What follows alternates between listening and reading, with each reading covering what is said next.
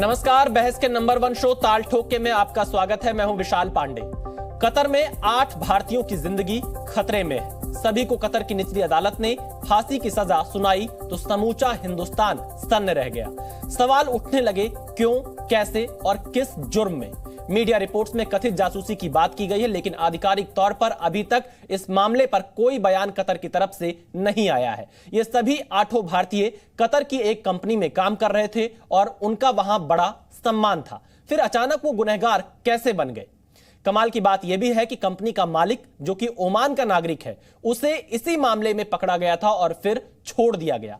हमारी पड़ताल में हमें 3 तस्वीरें मिली। ये तस्वीरें और उनकी टाइमिंग इसके पीछे पाकिस्तान पर भी सवाल खड़े कर रही है। यानी पाकिस्तानी साजिश का एंगल भी इसमें साफ दिखाई दे रहा है। कैसे? आइए आपको इन तस्वीरों के माध्यम से समझाते हैं। पहली तस्वीर कतर एयरफोर्स के major general Mohammed Ahmed Al Manai और पाकिस्तान के navy chief admiral Mohammad Ahmad Khan Niazi की जून 2022 की है। यानी जब 8 भारतीयों की जून 2022 की है, यानी जब 8 भारतीयों को गिरफ्तार करने की खबर भारत को मिली, उससे ठीक 2 महीने पहले यह मुलाकात हुई थी, जो आप तस्वीर देख रहे हैं। दूसरी तस्वीर मार्च 2023 की है। यह पाकिस्तान एयरफोर्स के अफसरों की कतर के बड़े अफसर से मुलाकात की तस्वीरें हैं। इसी समय 8 भारतीयों का कतर में ट्रायल शुरू हुआ था। इसीलिए सवाल उठ रहे हैं कि क्या इन सब के पीछे पाकिस्तानी दिमाग तो नहीं है? कतर का पाकिस्तान और कट्टरपंथी प्रेम जग जाहिर है। तीसरी तस्वीर आपको मैं दिखाता हूं। तीसरी तस्वीर में पाकिस्तान के जनरल आसिम मुनीर और कतर के सैन्य अधिकारी मुलाकात कर रहे हैं। यह मुलाकात 12 अक्टूबर को पाकिस्तान में हुई बताई जा रही है और उसी के बाद कतर में भारतीयों को मौत की सजा सुना दी गई। कहा तो यह भी जा रहा है कि इजराइल युद्ध में भारत के जरिए दबाव बनाने के लिए भी पाकिस्तान की शह पर कतर ऐसा कर सकता है, क्योंकि कतर पर पाकिस्तानी दबाव की खबरें पहले भी आती रही हैं। ऐसे में बड़ा सवाल यह है कि कहीं ऐसा तो नहीं कि भारत से हर मोर्चे पर हारने वाला पाकिस्तान को कतर में अपने लिए सहारा दिख रहा हो? कहीं ऐसा तो नहीं कि कंधा कतर का हो और बंदूक पाकिस्तान की हो? इन आशंकाओं से अलग 8 भारतीयों को बचाने की क्या विकल्प हैं? कैसे उन्हें भारत वापस लाया जा सकता है? इस पर करेंगे विस्तार से चर्चा, लेकिन सबसे पहले देखिए हमारी एक खास रिपोर्ट।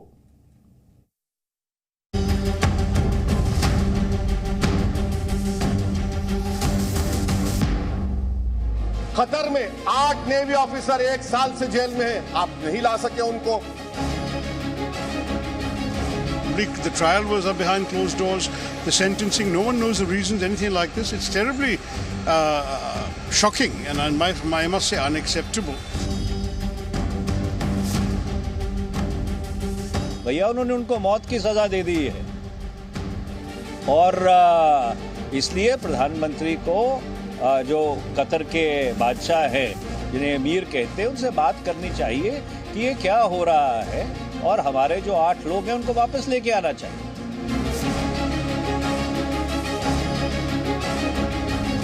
इस प्रकार से कतार आतंकवादी ऑर्गेनाइजेशन को मदद कर रहा है और भारत के साथ अभी इतने अच्छे रिलेशंस नहीं है कि उन्होंने पकड़ लिया, हमारे डेथ सेंटेंस दे दिया, फिर भारत की सरकार को प्रेशर डाल के अपनी कुछ बातचीत मनवाने के लिए मजबूर करें।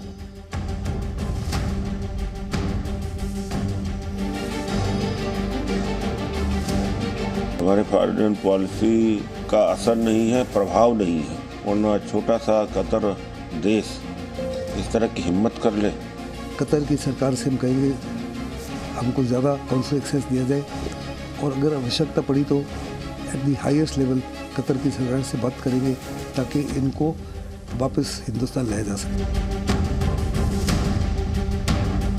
भारत सरकार इसकी चिंता कर रही है और भारत सरकार कतार की सरकार से भी और बाकी जो डिप्लोमेटिक चैनल्स हैं उसमें उसके माध्यम से इसकी चिंता करेगी।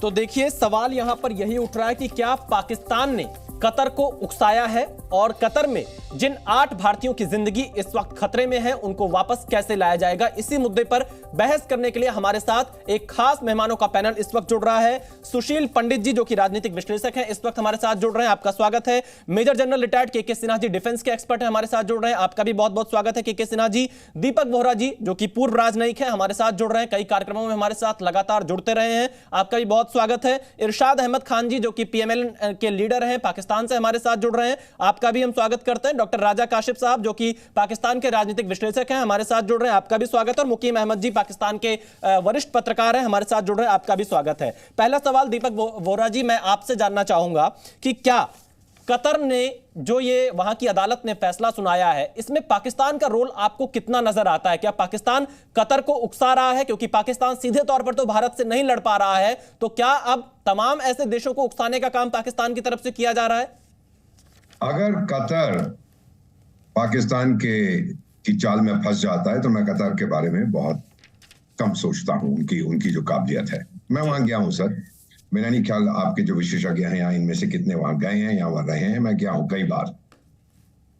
कतर की समस्या ये है, एक छोटा देश है जैसे आपने सही कहा, लेकिन दुनिया की हाईएस्ट पर कैपिटा इनकम है, बहुत अमीर देश है, गैस वैस बहुत बेचता है। और ये भी सही है कि आतंक के साथ कई बार उस पर आरोप लगाए गए हैं कि वो आतंक का समर्थन करता है। इस समय जो अमीर हैं वो 10 साल पहले अपने पिताजी को आउट करके अमीर बन गए थे, और उनके पिताजी ने भी 20 साल पहले अपने पिताजी को आउट करके वो बन गए थे। और ये जो इस समय कतर के अमीर हैं सर, 24 बच्चे थे इनके फादर के, तो उनमें से ये चौथे या 5वें नंबर पर थे। अब जो हो रहा है, मुझे लगता है सर कि ये एक इंटर कंपनी राइवलरी हो सकती है। कोई दूसरी कंपनी जो नाराज थी कि इंडियन नेवी के इतने वरिष्ठ अधिकारी ट्रेनिंग दे रहे थे, और अब मीडिया रिपोर्ट्स के जरिए पता लगता है कि मिडजेट सबमरीन वो इटली से खरीदना चाहते थे, जिसमें हमारे लोगों को बहुत महारत है, और वो ट्रेनिंग दे रहे थे, और कोई और नाराज हो गया जो ये चाहता था।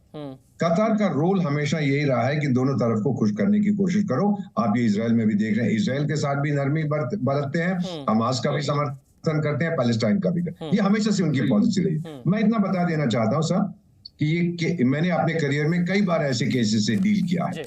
पहले कचहरी में जाता है, हम लोग विदेश मंत्रालय उस देश के उनसे संपर्क रखते हैं, फिर वो कहते हैं भाई अभी कचहरी में फैसला आ जाए, अगर तो फैसले में वो बरी हो गए तो कोई बात नहीं है। फिर हम फॉरेन मिनिस्ट्री से बात करते हैं कि भाई अभी क्या हो रहा है, कुछ बताओ। और फाइनली जब पूरा लीगल प्रोसेस खत्म हो जाता है, फिर कतर की कॉन्स्टिट्यूशन में है कि जो अमीर है, जो भारत के प्रधानमंत्री के बहुत दोस्त हैं, वो प्रेसिडेंट वो पार्डन जो कहते हैं, रॉयल पार्डन उनको दे सकते हैं और वो बच जाएंगे। मेरा नहीं मानना, और मेरा बहुत तजुर्बा 50 साल का, कि इनको फांसी दी जाएगी। फांसी देने से कोई मिलेगा नहीं कतर को, और पाकिस्तान की बात सुनने से कतर को कुछ नहीं मिलेगा। पाकिस्तान तो भिखमंगा का देश है। बिल्कुल दीपक जी आपने सही कहा, और इन 8 भारतीयों पर क्या आरोप अभी तक लगाए गए ये सार्वजनिक कतर की तरफ से नहीं किया गया है। मैं यहां पर मेजर जनरल के सिन्हा जी से एक सवाल लेता हूं, उसके बाद जो पाकिस्तानी मेहमान हमारे साथ जुड़े मैं उनके पास भी चलूंगा।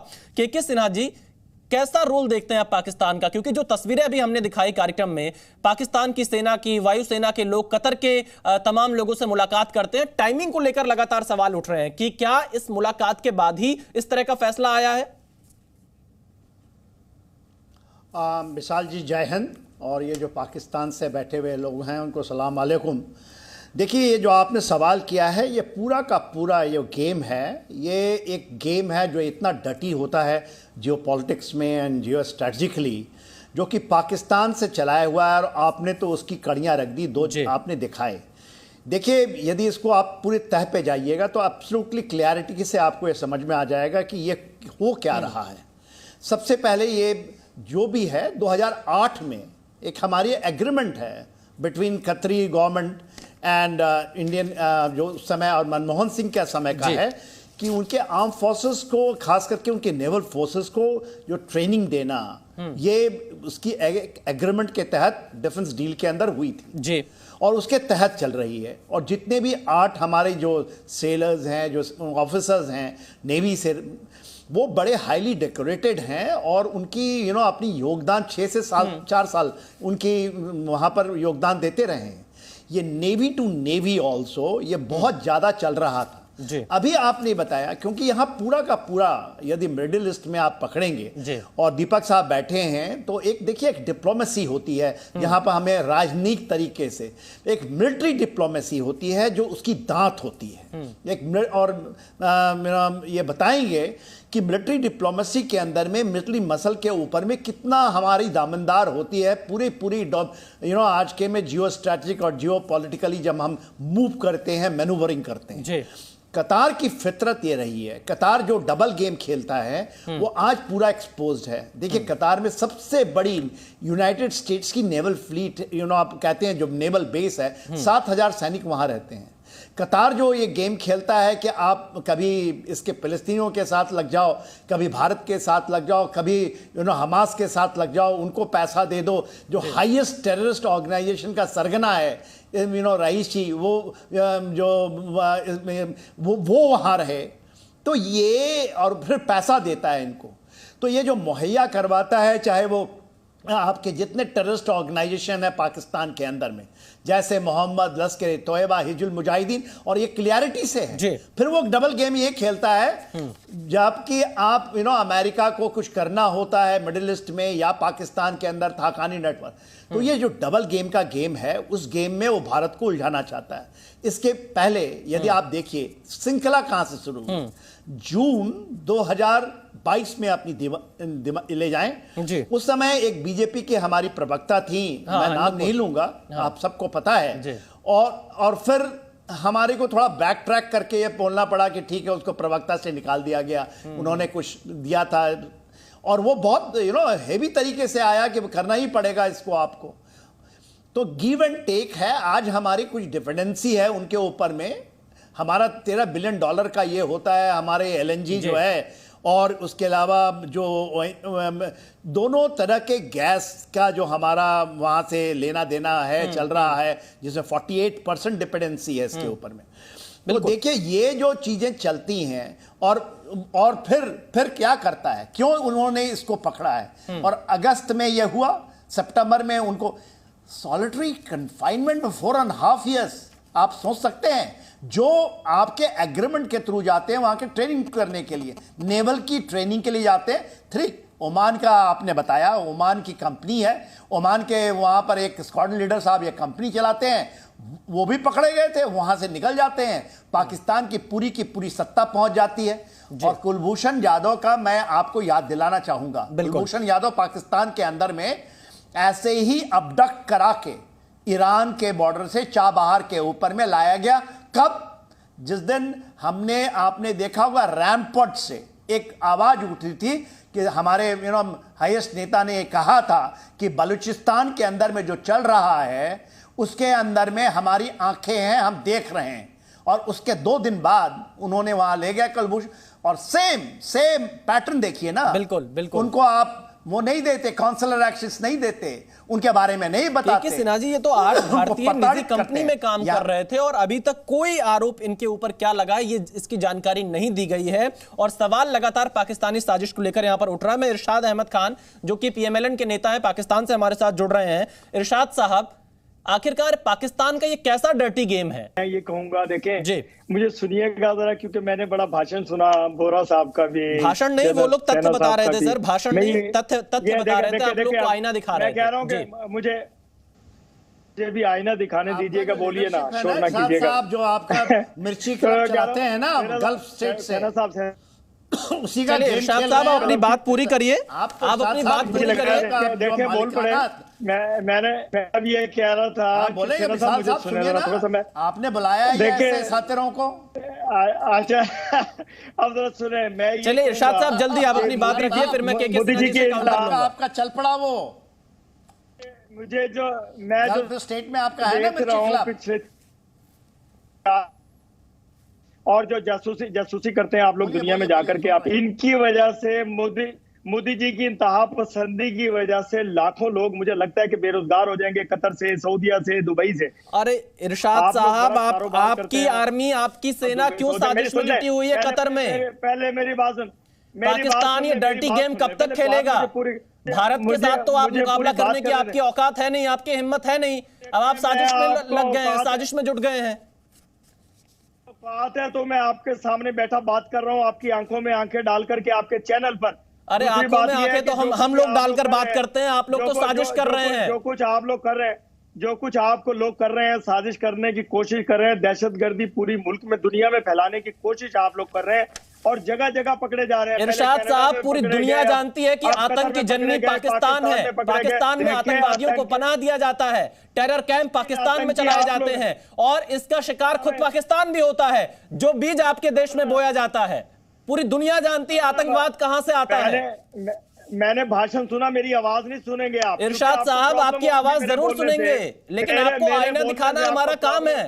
मुसलसल आप बोले जा रहे हैं, आप मुझे सुन नहीं रहे हैं। मैं ये कह रहा हूं कि देखें जो कुछ ये किया कतर में क्या करने गए थे? अगर नौकरी पे गए थे तो उसका मतलब ये नहीं था कि आप वहां की जासूसी शुरू कर दें। अरे इरशाद साहब, कौन कह रहा जासूसी कर रहे थे? वो कतर की सरकार ने बोला कुछ? इरशाद साहब, कतर की सरकार ने कुछ बोला? मैं जी बिल्कुल बोला, जो सुनना नहीं बोला। कतर की सरकार का कोई बयान नहीं आया है, कोई आरोप सार्वजनिक नहीं किए गए हैं। मैं आपका ये एजेंडा नहीं चलने दूंगा। वो लोग निजी कंपनी में काम कर रहे थे, वो लोग एक निजी कंपनी में काम कर रहे थे। कतर की तरफ से कोई आरोप सार्वजनिक नहीं किए गए हैं। आप झूठा एजेंडा चला रहे हैं इरशाद साहब। झूठा एजेंडा नहीं चला रहा हूं मैं, सच। अच्छा बताइए, आप हमें वो कागज दिखा दीजिए जो कतर की सरकार ने जारी किया हो। जजमेंट की कॉपी दिखा दीजिए। जजमेंट की कॉपी क्यों नहीं दे रही है कतर की सरकार? अच्छा मुझे ये बताइए कि उनको जो सजा हुई, क्या फूल फेंक रहे थे लोगों पे? वो क्या प्रोग्राम बना रहे थे? क्या इरशाद साहब, एक निजी कंपनी में वो काम कर रहे थे, लाखों की संख्या में भारतीय वहां पर काम कर रहे हैं। कंपनी में कोई ना कोई यही तो कह रहे हैं, आपकी साजिश होगी इसके पीछे। आपके ये जो नेता थे, मैं एक बार नाम आपको सुना देता हूं, आप बहुत ध्यान से सुनिएगा। जनवरी 2021 पाक सेना के तत्कालीन जनरल बाजवा का कतर दौरा। जून 2022 कतर के वायु सेना प्रमुख चीफ इस्लामाबाद में गए। पाकिस्तान सेना प्रमुख का दोहा दौरा होता है जून 2022 में। अगस्त 2022 में पाकिस्तान के पीएम शहबाज कतर में जाते हैं और उसी दौरान 8 भारतीय अचानक से गिरफ्तार कर लिए जाते हैं। क्यों नहीं शक जाएगा आपके ऊपर? देखें, हमारी फोर्सेज इतनी ताकतवर हैं। आपकी फोर्सेज ताकतवर नहीं है, आप साजिश रच रहे हैं। इसे साजिश रचना कहते हैं। साजिश कर रहे हैं। सुन ले मेरे, आपकी फोर्स कितनी ताकतवर है वो सारी लड़ाइयों में आप देख चुके हैं। 99 में आप हारे हैं, 65 में आप हारे हैं, 71 में आप हारे हैं। प्यार का रिश्ता है हमारा, प्यार का रिश्ता है कतर के साथ। हमारा आना जाना लगा रहता है। मैं खुद कतर पहुंचा हुआ होता हूँ। हमारी एक दोस्ती है, हमारा एक रिश्ता है, हमारा एक प्यार है। इरशाद साहब, आप तो अपने यहाँ के पॉलिटिकल नेताओं को भी जगह नहीं देती है आपकी फौज। जब चाहती तब कुर्सी से हटा देगी। आपकी फौज तो इस तरह की, आपके नेताओं को चुने हुए जो नेता है, जिनको वोट जनता देती है, उनको हटा देती है आपकी सेना। आप लोग हिंसा में यकीन रखते हैं, आप लोग व्यवस्था में यकीन नहीं रखते हैं, आप लोग साजिश में यकीन रखते हैं। इरशाद साहब, ये साजिश आप क्यों रच रहे हैं? इसे डर्टी गेम कहा जाएगा। डॉक्टर राजा काशिफ साहब, आप तो राजनीतिक विश्लेषक हैं। डॉक्टर राजा काशिफ साहब, आप तो राजनीतिक विश्लेषक हैं। आप ही थोड़ा बता दीजिए क्यों आपकी सेना इस डर्टी गेम में शामिल हो रही है? जी पांडे जी, बहुत शुक्रिया। मेरी आवाज आ रही है? आपकी आवाज आ रही है, आपका स्वागत है। आप अपनी बात रखिए डॉक्टर राजा काशिफ साहब। जी पांडे जी, आपके साथ तो अभी हमारी केमिस्ट्री पूरी मिली नहीं है, दूसरा प्रोग्राम है आपके साथ। लेकिन एक अच्छी चीज जो मैं जरूर कहूंगा, जो मुझे आज कहनी चाहिए, मेरे ख्याल में सबसे इंपॉर्टेंट बात यह है कि देखें, इंडिया की एक ब्यूटी तो है कि आज देखें कि हम क्या बात नहीं करते भारत के बारे में। हम प्राइम मिनिस्टर के बारे में बहुत कुछ, मोदी जी के बारे में कह देते हैं पाकिस्तानी या आपके चैनल पे, और ये सब ऑन एयर जाता है। तो मुझे लगता है कि ये, अगर हम बीबीसी पे भी बैठे हो ना, तो हम किंग या क्वीन पे कोई बंदा बात नहीं कर सकता। लेकिन ये बीजेपी की एक अच्छी चीज है कि अगर शायद कांग्रेस होती तो ये ब्यूटी नहीं मिलती हमें। मतलब ये मेरी सोची समझी राय है। और बीजेपी के अंदर 100 ऐब हो सकते हैं, या भारतीय इस वक्त जो गवर्नमेंट है, या भारत की डेमोक्रेसी की ये खूबसूरती तो है ना कि हम जो बात कह रहे हैं, हम प्राइम मिनिस्टर के बारे में सख्त लफ्ज इस्तेमाल करें, मैं कोई लफ्ज इस्तेमाल करूं और वो ऑनियन ना जाए, अभी तक ऐसा नहीं हुआ। तो मैं ये अप्रिशिएट करता हूं। आज वैसे भी 28 अक्टूबर है, मेरी बर्थडे होती है, तो मेरा दिल नहीं चाहता कि आज मैं आपको कोई सख्त बात करूं। नहीं राजा काशिफ साहब, आपको हम जन्मदिन की शुभकामनाएं दे देते हैं, आपको बधाई दे देते हैं। और बधाई हम इस उम्मीद के साथ दे रहे हैं कि आपका देश इस तरह की नापाक साजिशों में शामिल ना हो। पाकिस्तान की अपनी बहुत सारी चुनौतियां हैं, उसको सुलझा लीजिए। डर्टी गेम कब तक खेलेंगे? के सिन्हा जी कह रहे हैं पाकिस्तान का डर्टी गेम है, आप उकसा रहे हैं कतर को। देखें पांडे जी, सबसे बुनियादी चीज ये है कि कतर के जहां मामला में देखिए पाकिस्तानी जेब कतरों का कतार में बहुत स्वागत होता है इन जेलों में। आप ये देखिए, पाकिस्तान जेब कतरों से भरा है कतार, तो आप क्यों जेब कतरा बनना चाहते हैं? सुनिए, आप स्ट्रेटेजिक डिस्कशन कर रहे हैं तो आ जाइए ना, बात कीजिए। डॉक्टर साहब आप करेंगे नहीं, मोदी जी पे आ गए। चलिए के सिन्हा जी, मैं एक बार जवाब ले लेता हूं। के सिन्हा जी, एक बार मैं डॉक्टर राजा काश्यप साहब का जवाब ले लेता हूं। क्या जवाब लेंगे ये इनको तो सुनना ही बेकार, क्या जवाब लेंगे? डॉक्टर राजा काश्यप साहब बताइए, डर्टी गेम कब तक खेलेंगे आप लोग? के बारे में कब तक ये डर्टी गेम चलेगा? जनरल साहब देखिए, हमारी आपसे मोहब्बत है, आप कुछ भी कहे, अगर डिबेट है उसमें तो आपको हमें जवाब देना बनता है, लेकिन अदब के साथ आप उम्र में भी बड़े हैं, मुझे अच्छा नहीं लगता। नहीं, काशिफ साहब अपनी बात पूरी करिए, काशिफ साहब अपनी बात पूरी करिए, समय की कमी है जी। देखिए पाकिस्तान का कतर के मामले में, जी जनरल साहब आप कह लीजिए, मैं अदब से अर्ज करता हूँ। वालेकुम सलाम तो बोल दीजिए साहब आप। अरे आपके सलाम का जवाब बल्कि हमें फर्ज बनता है कि हम सलाम करें। आप हमारे सीनियर हैं, उम्र में भी बड़े हैं, ओहदे में भी, दर्जे में भी आप मुझसे ज्यादा हैं। जनरल साहब चीज ये है कि देखें, हिंदुस्तान हो पाकिस्तान हो, देखें टेक्निकल मसाइल हम सबके एशिया के, साउथ एशिया के लोगों के हैं, लेकिन पाकिस्तान का कतर के अंदर कोई इतना अमल दखल नहीं है, भारत के तो बहुत ज्यादा रहा है। और ये बात कल भी बैठ के मुझे लगता है वोरा साहब भी कह रहे थे। क्या कर रहा था ये बताए ना।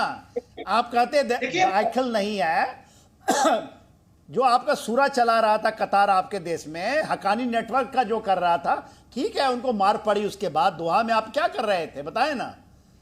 देखें आप तो कोई हमारे साथ ज्वाइन में, देखिए मैं तो हकानी नेटवर्क की बात कर रहा हूं ना, अफगानिस्तान वार में जहां पर आप जंजीरें काट रहे थे, जहां जंजीरें काट रहे थे ना, गुलामी की जंजीरें काट रहे थे अमेरिकन का। जी जनरल साहब इतने सारे सवाल करेंगे, मैं किस तरह आपको जवाब था ना साहब। कर ले आप मुझसे जनरल साहब, एक पूछ रहे तो मैं एक चीज का जवाब सवाल पूछ रहा हूं। डॉक्टर राजा साहब, मुझे लगता है जवाब आपके पास है नहीं। मुझे लग रहा है डॉक्टर राजा काश्यप साहब आपके पास जवाब है नहीं इन सवालों का। बहुत ही बुनियादी सवाल है ये। सारे सवालों के जवाब है, आप मुझे आप जल्दी से दीजिए ना, आपको मैं पूरा मौका दे रहा हूं। 1 मिनट आपके पास है, आप इन सवालों का जवाब दीजिए, लेकिन इन्हीं सवालों का जवाब दीजिए जो आपसे पूछे जा रहे हैं। अच्छा देखें, कतर में पाकिस्तान का कोई किरदार नहीं है कुछ करने में। ये तो आपकी लोग हैं, हिंदुस्तानी या भारतीय अवाम है जो वहां पे यकीनन ऐसी सरगर्मियों में थे। वो वी स्टैंड इजराइल तो आप चलाते थे, वी स्पाई फॉर इजराइल और वी डाई फॉर इजराइल हो गया है। अब वोरा साहब के दिल में कुछ आ रहा होगा कहने को, मैं डॉक्टर राजा काश्यप साहब, फिर आपके पाकिस्तान और कतर सेना प्रमुखों की मीटिंग का एजेंडा क्या था अगर पाकिस्तान का कोई रोल नहीं है? पाक आर्मी के हेडक्वार्टर क्यों गए थे कतर के आर्मी चीफ? देखें वो मुझे और सजा के ऐलान से पहले पाकिस्तानी अफसरों से मुलाकात क्यों हुई कतर में? देखें मुलाकातें नॉर्मल वे में होती रहती हैं सबकी, इतना कोइंसिडेंस तो नहीं होता। डॉक्टर राजा काश्यप साहब, आज आपका जन्मदिन है, कम से कम आज तो आप थोड़ा सत्य बता दीजिए। देखिए आज तो मेरा दिल ही नहीं है मैं आपसे बहस करूं, और वोरा जी आप इस मुस्कुराते हैं, अच्छा लगता है। खैर चलिए, सुशील पंडित जी और मुकीम अहमद जी भी हमारे साथ जुड़े हुए हैं। सुशील पंडित जी, मैं आपसे पहला ये सवाल लेता हूं, आपके मुताबिक पाकिस्तान आखिरकार ये डर्टी गेम क्यों खेल रहा है? क्या आपको लगता है कि जिस तरह से इजराइल और हमास के बीच युद्ध चल रहा है, भारत ने आतंक के खिलाफ बड़ा स्टैंड लिया, क्या उस स्टैंड से जो अरब के तमाम देश हैं उनमें कुछ खलबली है?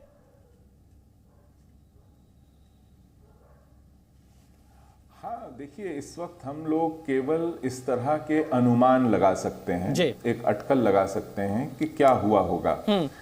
आपको तो मालूम ही है कि कतर कोई लोकतंत्र नहीं है, डेमोक्रेसी नहीं है, ओपन सोसाइटी नहीं है। कतर की जो न्याय व्यवस्था है, जुडिशरी है, वो भी इंडिपेंडेंट नहीं है, स्वतंत्र नहीं है, आजाद नहीं है, और वो निष्पक्ष भी नहीं है, वो ट्रांसपेरेंट भी नहीं है जी। वो कतर की जो हुकूमत है उसी का ही एक एक्सटेंशन है। तो अगर आपको आज तक चार्जशीट नहीं मिली, मुकदमे की कार्रवाई की जानकारी नहीं मिली, और जो उन्होंने सजा सुनाई है उसको कागज पर आपको पढ़ने को नहीं मिल रहा है कि डिटेल्स क्या हैं, आरोप क्या हैं, प्रूफ क्या है, एविडेंस क्या है? ऐसे में इस न्याय व्यवस्था के बारे में तो प्रश्न उठना और अनुमान और अटकलें लगना स्वाभाविक है। दूसरी बात, इस समय हमास ने जो किया है वह दुनिया को ध्रुवीकरण की तरफ ले जा रहा है कि एक तरफ इस्लामी ताकतें गोलबंद हों और दूसरी तरफ गैर इस्लामी ताकतों को आप युद्ध में झोंकें।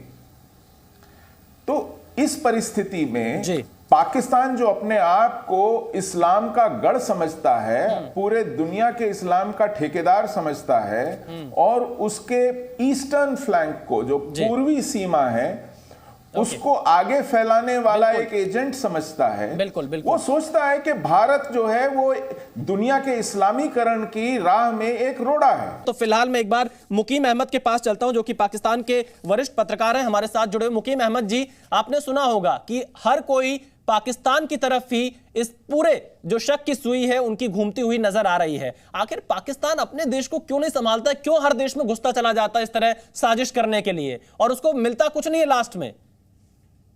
आपको स्टोरी मिल जाती है और किसी को मिले न मिले, लेकिन एक बात यह है कि आपकी वजारत खारजा, मिनिस्ट्री ऑफ फॉरेन अफेयर्स और आपकी मिनिस्ट्री ऑफ डिफेंस अफेयर्स, दोनों को यह नहीं पता था कि 8 आदमी अरेस्ट हुए हैं। यह खबर वहां से ब्रेक हुई है जिस वक्त गिरफ्तार अफसरान में से एक की वाइफ ने ट्विटर पे जाके इसको डिस्क्लोज किया। आपको पता था क्या? पाकिस्तान को पता था क्या मुकीम अहमद साहब? देखिए, मैं बता रहा हूं ना, मुझे पता था। मैं इसलिए पूछ रहा हूं, पाकिस्तान को तो जरूर पता रहा होगा, क्योंकि साजिश तो पाकिस्तान की तरफ से की गई है। अब सुनिए ना, मैं बता रहा हूं। बताइए जनाब, बताइए जी। उस मीटिंग में मौजूद था अमीर के साथ, इसलिए मुझे पता है। अरे भाई, हर चीज का इल्जाम आप पाकिस्तान की तरफ क्यों कर देते हो? वो तो 8 के उनके ऊपर एलिगेशन क्या है, ये पता आपको? नहीं, कतर ने नहीं बताया अभी तक। वही तो हम कह रहे हैं, हमें जजमेंट की कॉपी तो दीजिए, सार्वजनिक तो करिए। वो एक निजी कंपनी में काम कर रहे हैं जी। उस कंपनी का नाम था Zahira global technologies and consultancy services. लिख लें आप।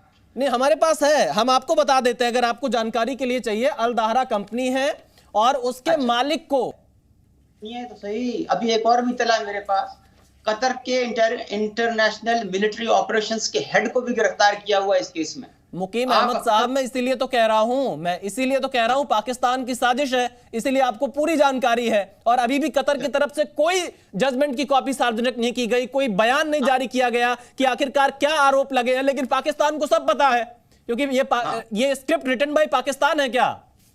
देखो, वो कनाडा वाले केस में भी पाकिस्तान को पता था आपके मुताबिक। पाकिस्तान हर जगह है, उसकी आदत बन गई है, अपने देश को नहीं संभालेगा। उसके देश में भुखमरी है, गरीबी है, लोग परेशान हैं। वहां भी लोग, जो जिन आतंकियों को आपने पाला है, वो आतंकी आपके ही लोगों को मार रहे हैं। आपको अपना होम स्टेट नहीं दिखेगा। आपको कनाडा में घुसना है भारत के खिलाफ, आपको कतर में भारत के खिलाफ घुसना है। आपकी तो पूरी लड़ाई भारत से ही है हर जगह। अच्छा, अभी ये जो मालदीव से भारतीय सेना को निकालने का ऑर्डर किया है डॉक्टर मोहम्मद मुइजो ने, अब उसमें भी कोई पाकिस्तान का लिंक निकाल। तो आप ज्यादा बेहतर जानते होंगे मुकीम साहब, मैं बता रहा हूं, आप ज्यादा बेहतर जानते होंगे। लेकिन भारत आपकी इन साजिशों से कहीं भी कोई प्रभावित नहीं हो पाएगा। आप लिख लीजिएगा मेरी बात। हर बार पाकिस्तान की साजिशों को भारत ने खत्म किया है पूरी तरह से, और इस बार भी खत्म करके दिखाएंगे। चैलेंज है आपको। देखिए, सुनिए, ये जो अभी राहुल जी ने ऐलान किया ना कि छत्तीसगढ़ में स्कूल की एजुकेशन फ्री होगी, इसमें भी पाकिस्तान का हाथ है, वो भी ढूंढ लें। मुकीम साहब, आप भारत की पॉलिटिक्स को इतना फॉलो करते हैं यार। हम आपको बस फॉलो क्या करना, हम तो आपको फॉलो कर रहे हैं यार। अब मुकीम साहब देखिए, पाकिस्तान में हम लोग क्या फॉलो करें? वहां की सेना तो पता नहीं रातों रात किसको कुर्सी से हटा दे, कब नवाज शरीफ साहब आ जाए, कब इमरान खान साहब आ जाए, कौन आ जाए, आपको भी नहीं पता होगा। लेकिन आप तो कम से कम भारत की पॉलिटिक्स पे इतनी नजर रख रहे हैं। देखो, मालदीव से निकलवा दिया ना। क्या इसमें भी पाकिस्तान की साजिश है? आप ये स्वीकार कर रहे हैं? भाई, आप ढूंढ लोगे। नहीं, मैं आपसे जान रहा हूं, पाकिस्तान साजिश रच रहा है। मुकीम साहब भाई, आप बताइए, 8 भारतीयों को जो सजा हुई, मैं एक बार दोबारा से आपको उस मीटिंग जो सिलसिलेवार ढंग से मैं आपको सुना देता हूं। आपको पता होगा, आप काफी वरिष्ठ पत्रकार हैं, क्योंकि आप तो अंदर की खबर रख रहे हैं। जो कतर की सरकार ने नहीं बताया वो आप बता रहे हैं। देखो, क्योंकि ये आपका एजेंडा है ये, और सही है गलत है मुझे नहीं पता है, मुझे नहीं पता है कि सही है गलत है, लेकिन मैं आपको बता दे रहा हूं। मैं आपको बता दे रहा हूं, आपके जो ये नेता पाकिस्तान और कतर सेना प्रमुखों की मीटिंग हुई, इसका एजेंडा क्या था? पाक आर्मी के हेडक्वार्टर में क्यों गए थे कतर के आर्मी चीफ? और इन सब के बाद ही, इतना तो टाइमिंग मैच नहीं होगा ना, इन सब के बाद ही इस तरह का फैसला आता है? भाई अब देखिए, वो इटली की आबदोज का खरीदारी हो रहा था, जिसकी उन्होंने इनके डिजिटल मैसेज पकड़े हैं आपके इन 8 प्यारों के। और दूसरा ये है, अरे मुकीम साहब कितना एजेंडा चलाएंगे? सुनो जजमेंट की कॉपी तो आने दीजिए, आरोप तो सार्वजनिक करने दीजिए। आपको आईएसआई ने लगता है कुछ ज्यादा ही ब्रीफिंग दे दी है आज। यार तो जाओ यार। आईएसआई से ब्रीफिंग लेकर आए हैं क्या जनाब? आप ये तो बता दीजिए कि पाक आर्मी चीफ से। देखिए, आपको ना 2 तोहफे मिले हैं इस दिवाली पे, जो आने वाली दिवाली है। एक तो दिया कतर ने, क्योंकि आपकी और उनकी गोल्डन जुबली थी ताल्लुकात की 2023 में। मुकीम साहब, अभी उनकी तरफ से कोई आधिकारिक बयान नहीं आया है, आप इंतजार करिए। मित्रतापूर्ण संबंध है भारत और कतर के। मैं इसीलिए कह रहा हूं, आपकी साजिश भारत नाकाम करेगा। आपने जो साजिश रची है ना, वो भारत और कतर की दोस्ती को नहीं तोड़ पाएगा। आप लिख लीजिएगा। और ना हो तो मैं आपको भारत और कतर के जो द्विपक्षीय संबंध है उसके बारे में आपको थोड़ी विस्तृत जानकारी दे देता हूं, क्योंकि जैसा अभी के सिन्हा साहब ने कहा ना कि जेब कतरे, जिन शब्दों का प्रयोग किया वो कतर की तरफ जा रहे हैं पाकिस्तान के। आपके यहां बहुत दिक्कत है, आप उसको संभालिए। अब तैयार रहिए, मालदीव से जूते पड़ने वाले हैं। मुकीम अहमद साहब, आप बिल्कुल चिंता मत करिए, भारत तैयार है और हर एक चीज को सबक सिखाने के लिए आपको तैयार है। आपकी कोई मंशा कामयाब नहीं होगी। और भारत और कतर के जो द्विपक्षीय संबंध है, अगर आपको जानकारी चाहिए तो मैं आपको दे देता हूं। ये संबंध बहुत पुराने हैं। कतर के आमिर कई बार भारत के दौरे पर आ चुके हैं, स्टेट विजिट पर आ चुके हैं, भारत के प्रधानमंत्री स्टेट विजिट पर जा चुके हैं। और मैं आपको लिखकर दे रहा हूं, दीपक वोरा जी से अगला सवाल इसी पर होगा। भारत आपकी साजिश को कतर में नाकाम कर देगा, हमारे 8 भारतीय वापस आएंगे। दीपक वोरा जी जवाब दे दीजिए मुकीम अहमद साहब को। आप मैं बहुत संक्षिप्त रूप में बता देता हूं। एक तो सबसे पहले सर, जब आपका चैनल देखता हूं ना, जो दुनिया में इतना प्रसिद्ध है, और आप खुद, और ये प्रोग्राम बहुत अच्छा लगता है, बहुत जानकारी मिलती है जनरल सिन्हा साहब से, पंडित साहब से। जो हमारे पाकिस्तान के मेहमान है, वो तो जो मन में आए कहते रहते हैं। सारी जानकारी उनके पास है, सारी दुनिया की बुद्धि उनके सिर में है। मैं इतना बताना चाहता हूँ सर, हमारे पाकिस्तानी दोस्तों को, ये 8 लोग वापस आएंगे।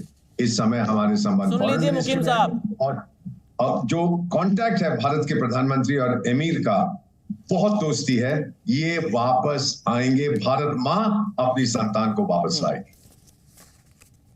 कंक्लूजन याद आएगा, याद रखिएगा। उसको तो आपको ठोक के ले आएंगे, देखेंगे। We'll see। चलिए देखिए, यही मैं कह रहा हूं। मुकीम साहब सुन लीजिए, राजा काशिफ साहब आप भी सुन लीजिए। 8 के 8 भारतीय वापस आएंगे। मैं के सिन्हा जी से अगला सवाल लेता हूं। के सिन्हा जी, विकल्प क्या क्या देखते हैं आप? कैसे? सर हम तो चाहते हैं, देखिए हमने कब कहा कि ना आए। चलिए थोड़ा शायद मुकीम अहमद साहब भी चाह ले, तो आना चाहिए। यही तो आपका दोहरा चेहरा, एक तरफ साजिश से और दुनिया के सामने कुछ और चेहरा दिखाते हैं। खैर के सिन्हा जी, आप किस चेहरे को बेनकाब करेंगे? के सिन्हा साहब, अभी तो पता नहीं और के सिन्हा साहब, ये दोहरा चेहरा पाकिस्तान का, थोड़ा इनका पर्दा हटा दीजिए आप, इनके चेहरे से नकाब हटाइए। पाकिस्तान देखिए विशाल साहब, देखिए पाकिस्तान तो खुला नंगा घूम रहा है पूरी दुनिया के अंदर में। ये अपने को भारतीय कहते हैं, इंडियन कहते हैं। इनको तो पासपोर्ट तक नहीं मिलती कतार के अंदर में। उन्होंने पूरा कैंसिल किया हुआ। आज वो कतार के पीछे खड़ के ये मुस्कान मार रहे हैं। ये मुकीम अहमद साहब को जब मैं सुना तो बड़ा हैरानी हुई कि ऐसे लोग यहाँ तो पहन करके आ जाते हैं, आपके चैनलों में बैठ जाते हैं। ये देखिए, पहले तो भिकमंगा कह दे, आप टाइप करेंगे तो पूरा भिकमंगा दिखाई देगा, तो पाकिस्तान का नाम आता है। अब आप इसमें कहिए कि कौन है जेब कतरा, तो इसमें भी पाकिस्तान। आप गूगल में सर्च करके देखिए ना, जेब कतरा का मीनिंग क्या है, तो पाकिस्तानी दिखाई देते हैं। भारतीयों के पीछे छिप करके देखिए। आपका सवाल है, मैं अब बड़ी बात करता हूँ। आपने पूछा कि इसका क्या अंजाम है। देखिए, एक चीज है जो आपके विकल्प क्या है, कैसे ये वापस आ पाएंगे? विकल्प बहुत सीधा है। देखिए, हमारे एक एग्रीमेंट है, लीगल बाइंडिंग है दोनों कंट्रियों के बीच में, कतार और इंडिया के बीच में। कि जो भी कन्विक्शन होता है इन दो कंट्री में, यदि कतार का कोई यहाँ पकड़ा जाता है, हाँ। तो उसकी जो भी जजमेंट आती है, क्योंकि देखिए वहां सरिया लॉ के अनुसार काम चलता है। सरिया लॉ अमीर का एक बड़ा है, अमीर का पार्डन भी है जो बोरा साहब ने बताया। उसके अलावा एक बहुत बड़ा हमारा वो बायलैटरल ये है, एग्रीमेंट है कि कोई भी यदि वहां पर कन्विक्शन होता है तो उनका आदान प्रदान यहां होगा। तो ये तो हमारे 8 जो हमारे सपूत हैं, हमारे देश के सपूत हैं, उन्होंने अपना योगदान दिया है और बड़े टैलेंटेड ऑप्शन हैं। और भारत का ही 2008 में मैं पहले ही बताता हूँ, हाँ। हमारी एग्रीमेंट हुई थी, उसके तहत तो नहीं गए, पर एक तहत ये था कि हम इनको अपनी जो ट्रेनिंग है, और ये ट्रेनिंग के लिए गए थे वहां पर, ठीक है। कंपनी वहां की थी, ओमान की गई है कंपनी। इन्होंने क्या हुआ ये मैं नहीं जानता, जो चीजें आएंगी तो पढ़ेंगे। मैं आपको डिप्लोमेटिकली और जो प्रोविजंस है उसके बारे में बात कर रहा हूं। बिल्कुल। और ये जो गेम आपने एक्सपोज किया है पाकिस्तान का, ये हमारे दो बैठे हुए हैं और दोनों ही बेसियानी हंस रहे हैं। इन्होंने ये ट्राई वहां कुलभूषण यादव के साथ भी की, उसको भी ले गए थे। नहीं देखिए अहमद खान साहब, देखिए हमारे मेहमान हैं आप सभी। अरे सुने, क्यों मिर्ची लग गई? मिर्ची लग गई कुलभूषण यादव के साथ। झूठ बोल रहे हैं।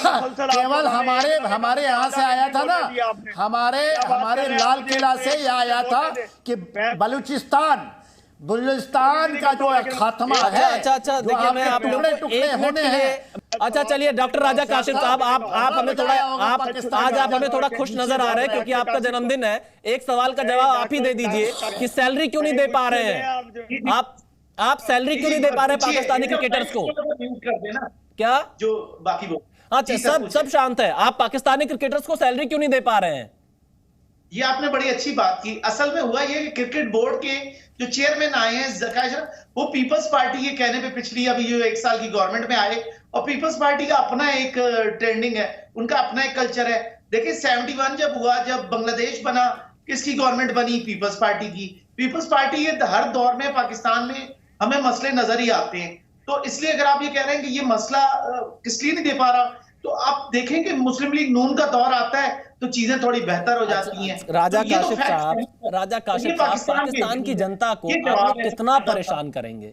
आपकी आर्मी कितना परेशान करेगी पाकिस्तान की जनता को? इस पॉलिटिक्स के चक्कर में आपके खिलाड़ियों को सैलरी नहीं मिल पा रही। बताइए उनकी मानसिक स्थिति क्या होगी जो भारत में इस समय है, जिनको हम लोग बिरयानी खिला रहे हैं। लेकिन उसके बाद भी पाकिस्तान को साजिश रचनी है, पाकिस्तान को कतर में जाकर बहुत सारी जानकारियां इकट्ठी करनी है, झूठी भारत के खिलाफ झूठ फैलाएंगे आप, उकसाएंगे आप। पांडे जी बात यह है कि क्रिकेट बोर्ड पैसे नहीं दे रहा, आप उसमें भी आर्मी को घसीट रहे हैं। अरे आपकी आर्मी ही वहां पे सब कुछ है। आपके नेता तो बेचारे, आपके नेता कब जेल चले जाए नहीं पता, आपके नेता कब जेल की सलाखों के पीछे चले जाए नहीं पता उनको। आपकी आर्मी ही वहां पर सब कुछ चला रही है। नाम का लोकतंत्र कहते हैं आप। आपसे कहता हूं, आप देखें कि पाकिस्तान में वजीर आजम बनने के लिए एक शख्स को, इमरान खान को कैंसर हॉस्पिटल बनाने पड़े। भारत में एक शख्स को वजीर आजम बनने के लिए गुजरात में दंगे कराने पड़े। आप देखिए ऐसे अनर्गल आरोप, मैं आपको कोई मंच नहीं दूंगा। आप इस तरह के अनर्गल आरोप मत लगाइए, इस तरह के झूठे आरोप मत लगाइए। वो हमारे देश के प्रधानमंत्री हैं, उनका नाम नरेंद्र मोदी है, जिन्होंने सर्जिकल स्ट्राइक किया आपके यहां, जिन्होंने एयर स्ट्राइक कर जो आतंकी ठिकाने हैं उनको नेस्तनाबूद कर दिया है। ये भारत की ताकत है। वो तो प्रधानमंत्री, आप भारत के प्रधानमंत्री की चिंता मत करिए। भारत के प्रधानमंत्री लगातार पाकिस्तान को सबक सिखा रहे हैं, और भारत के प्रधानमंत्री आपके यहां की तरह नहीं है कि कोई भी सेना आकर हटा दे। आप अपने देश की इंटरनल पॉलिटिक्स देखिए, हमारे यहां की चिंता मत करिए। मैं आपको फिर कहता हूं, आपके इस साजिश को भी भारत बेनकाब करेगा। सुशील पंडित जी, आपसे सवाल यही है कि आखिरकार पाकिस्तान जिस तरह से इन्वॉल्व हो रहा है तमाम चीजों में, क्या मिलेगा पाकिस्तान को? वो जानता है कि उसकी हार होगी, इसमें भी साजिश में भी वो हार जाएगा, लेकिन फिर भी अपनी आदत से बाज नहीं आ रहा है। दहशतगर्द आपके अरे इरशाद साहब, दुनिया जानती है कितने आतंकवादियों को आपने पनाह दिया हुआ है। पूरी दुनिया जानती है पाकिस्तान के बारे में। सिर्फ भारत ही नहीं, अमेरिका, पूरा यूरोप जानता है पाकिस्तान में क्या हो रहा है। ट्रैवल एडवाइजरी नहीं पढ़ते क्या पाकिस्तान के बारे में आप तमाम देशों की? नहीं बातें करते हैं आप लोग। आप नहीं पढ़ते होंगे, आप नहीं पढ़ते होंगे इरशाद साहब, नहीं पढ़ते होंगे आप।